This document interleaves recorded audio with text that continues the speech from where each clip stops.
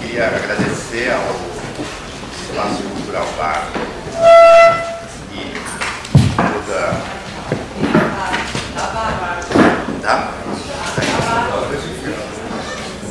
Tá baixo? Alô? Bom, eu queria agradecer ao Espaço Cultural Bar acolher essa iniciativa, a conferência da Vila Pujar sobre Deleuze, para convidar o lançamento dos cadernos de subjetividade e uma espécie de relançamento do livro do próprio da Vila Pujar, está aqui à disposição, aqui fora, chamado Potências do Tempo. Então nós vamos direto ao Davi.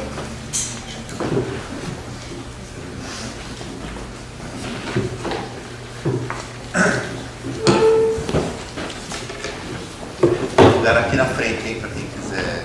Bonjour. Je vais donc vous parler de Deleuze et j'aimerais essayer de présenter la philosophie de Deleuze. Ele vai falar de Deleuze e ele gostaria de apresentar a filosofia de Deleuze. C'est une tâche difficile parce que c'est une œuvre monumentale et j'aimerais, pour essayer de faciliter cette entreprise, dégager le problème central de sa philosophie. É uma tarefa difícil porque é uma obra monumental e, portanto, para facilitar essa tarefa, ele vai destacar aquilo que lhe parece central. Ce que je veux dire, c'est que la philosophie de Deleuze ne doit pas se comprendre à partir d'un thème défini. A filosofia de Deleuze não deveria ser compreendida a partir de tema definido. De ce point de vue, il faudrait cesser de dire que la philosophie de Deleuze est une philosophie de l'immanence, ou une philosophie de la vie, ou une philosophie de l'événement. Portanto, a gente deveria parar de dizer que a filosofia de Deleuze é uma filosofia da imanência, ou uma filosofia da vida, ou uma filosofia do acontecimento. Parce que ces caractéristiques ou ces définitions valent aussi bien pour d'autres auteurs que Deleuze admirait beaucoup, comme Spinoza, Nietzsche ou Leibniz. Porque essas características ou esses traços estão presentes em outros autores que Deleuze ele mesmo admirava muito, como Spinoza, Nietzsche et Leibniz. On doit d'autant moins procéder de la sorte en donnant une définition comme celle que je viens de dire, que Deleuze a toujours dit qu'une philosophie s'ordonnait autour d'un problème. Uma razão central para evitar esse tipo de definição que ele acaba de mencionar, como filosofia da imanência, da vida ou do acontecimento, é o fato de que Deleuze sempre disse que uma filosofia se ordenava em torno de um problema. Alors, je ne vais pas faire de l'histoire de la philosophie, je voudrais juste, pour commencer, souligner un rapprochement avec Kant. Ele não vai fazer história da filosofia, mas ele queria começar sublinhando uma aproximação com Kant. Kant, en effet, disait qu'il faut partir d'un fait, établir d'abord un fait, pour ensuite se demander comment ce fait est possible.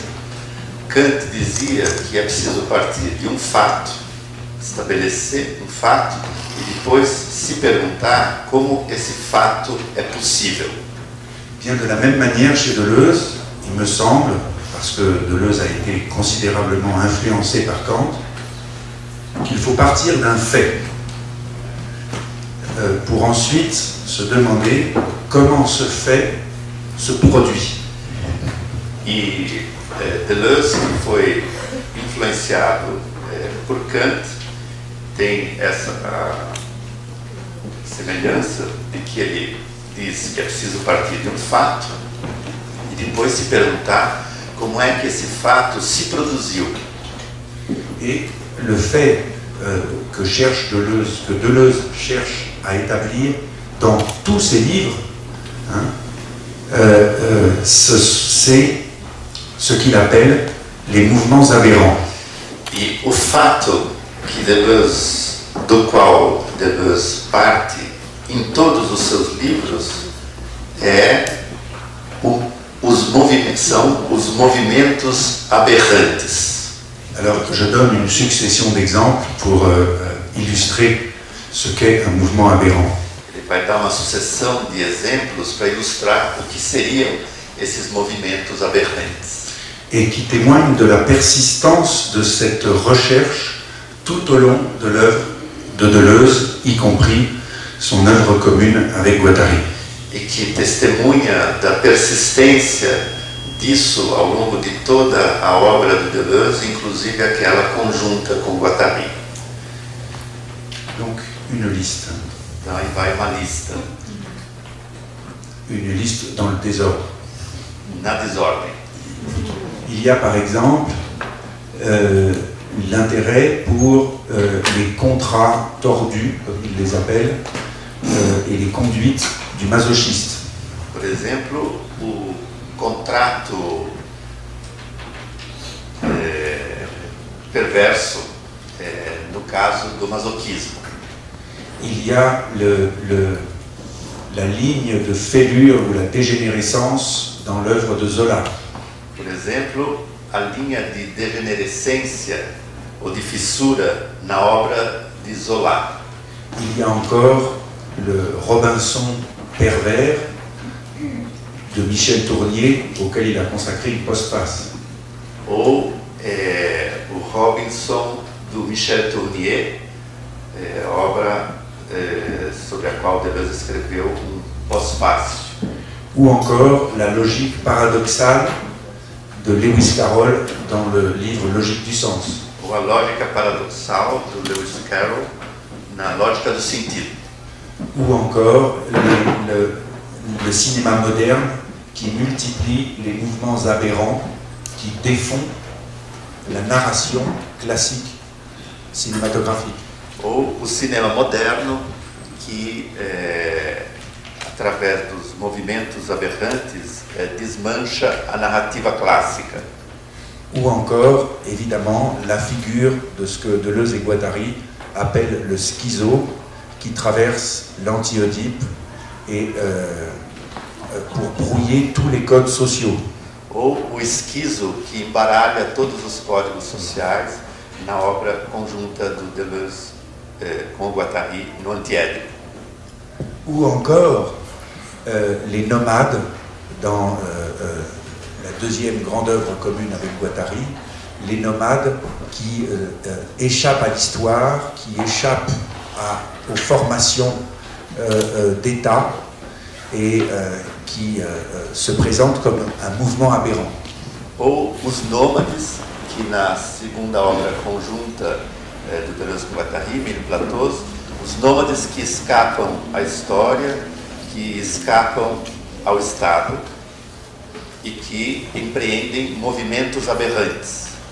Et même lorsque Deleuze se fait le commentateur de philosophes classiques, comme par exemple Leibniz, c'est pour chercher le mouvement aberrant de plier, déplier à l'infini. Mesmo quando Deleuze se debruça sobre filósofo como Leibniz, ele encontra ali movimentos aberrantes nas dobras e desdobras. Donc partout dans l'œuvre de Deleuze, y compris dans son travail commun avec Guattari, rechercher ces mouvements aberrants. Portanto, em toda a obra do Deleuze, inclusive aquela conjunta com Guattari, trata-se de buscar os movimentos aberrantes. Alors, que veut faire Deleuze? Pourquoi s'intéresser, en tant que philosophe, pourquoi s'intéresser aux mouvements aberrants? Por que, enquanto filósofo, interessar-se pelos movimentos aberrantes? Parce que, si je devais donner la réponse d'un mot, parce que ce sont des mouvements, ce sont pour Deleuze les seuls mouvements créateurs ou encore les seuls mouvements génétiques. Porque se ele tivesse que dar uma resposta em uma só frase, porque são os únicos movimentos criadores e genéticos. Génétiques au sens où ils engendrent quelque chose. Genéticos no sentido em que eles engendram alguma coisa. Ce qui veut dire qu'il y a quantité de mouvements qu'on pourrait supposer irréguliers ou arbitraires, comme un dessin d'enfant ou comme une sorte de caprice, que Deleuze ne retient pas comme des mouvements aberrants. Há vários movimentos irregulares, por exemplo, um desenho de criança, um desenho caprichoso, que não são considerados necessariamente movimentos aberrantes. Portanto, não é qualquer movimento irregular que é um movimento aberrante. Il faut que le mouvement soit à la fois aberrant, illogique, irrationnel, et, c'est l'autre condition, absolument nécessaire. É preciso que o movimento seja, ao mesmo tempo, aberrante, ilógico ou irracional, mas ao mesmo tempo necessário. Comme dans la peinture de Francis Bacon, où on voit bien que les portraits, aussi bien que les figures, sont traversés d'un mouvement aberrant, d'une déformation, et qui est absolument nécessaire à la création de Francis Bacon. Como no caso do Francis Bacon, nos seus retratos ou figuras, onde há uma deformação que é necessária à própria criação do Bacon. Alors, que veut faire Deleuze? Quelle est, en tant que philosophe, l'ambition de Deleuze? Qual é então a ambição do Deleuze enquanto filósofo? C'est la raison pour laquelle, on va le voir, il ne peut pas être un philosophe de l'immanence, de la vie, etc. Razão pela qual Deleuze não pode ser considerado simplesmente um filósofo da imanência ou da vida. Parce que la seule chose qui l'intéresse, la formule est un peu excessive, mais la seule chose qui l'intéresse, c'est de produire les logiques de ces mouvements aberrants. Que a única coisa que o interessa, carregando um pouquinho aqui, é que o que o interessa é a produção de lógicas desses movimentos aberrantes. Mais vous comprenez déjà que ces logiques, évidemment, ne peuvent pas être des logiques rationnelles. Essas lógicas não podem ser racionais. Je dirais même davantage, plus c'est irrationnel, plus cela semble inexplicable, plus, aux yeux de Deleuze, plus c'est logique. Para Deleuze, quanto mais irracional ou inexplicável, mais lógico é. On pourrait donc, à première vue ou en première approche, définir la philosophie de Deleuze comme étant la tentative de constituer une logique irrationnelle des mouvements aberrants. Portanto, daria para dizer que a filosofia de Deleuze é uma tentativa de constituir uma lógica irracional dos movimentos aberrantes. Je prends un autre exemple que Deleuze expose parfois, c'est l'exemple des personnages de Dostoïevski.